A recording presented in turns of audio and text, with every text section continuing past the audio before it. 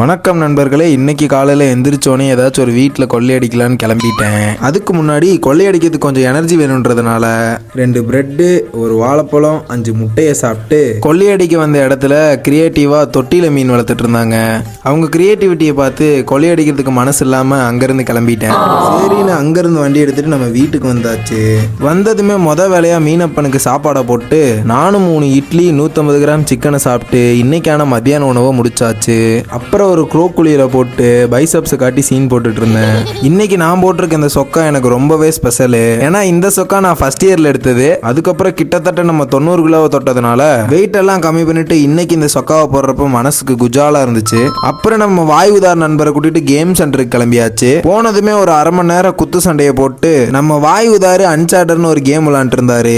அப்புறம் கொடுத்த 200 ரூபாய்க்கு டைம் முடிஞ்சுன்னு அடிச்சு துரத்தி விட்டாங்க. அப்புறம் அங்கிருந்து ஸ்ட்ரெயிட்டா ஸ்கூலுக்கு போய் என் தங்கச்சியை கூப்பிட்டு வந்துட்டோம். வீட்டுக்கு வந்து பார்த்தா யாருன்னே தெரியாத 3 விருந்தாளிகள் இருந்தாங்க. சரி நம்ம தான் சிங்கிளா இருக்கோம், அவங்களையாச்சும் 2 பேரை சேர்த்து வைப்போம்னு சேர்த்து வச்சிட்டேன். திடீர்னு பார்த்தா 3 நாய் தான் இருந்துச்சு. இந்த 4வது நாய் எங்க இருந்து வந்துச்சுன்னு தெரியல. சரின்னு இந்த 3 பேத்துக்கு மட்டும் பாலை கொடுத்துட்டு 4வது ஆளை அடிச்சு துரத்தி விட்டோம். அப்புறம் வெளியே போய் கொஞ்ச நேரம் சுத்திட்டு இன்னைக்கான நாளை முடிச்சிட்டோம். பாய் காய்ஸ், ஃபாலோ பண்ண மறந்துடாதீங்க.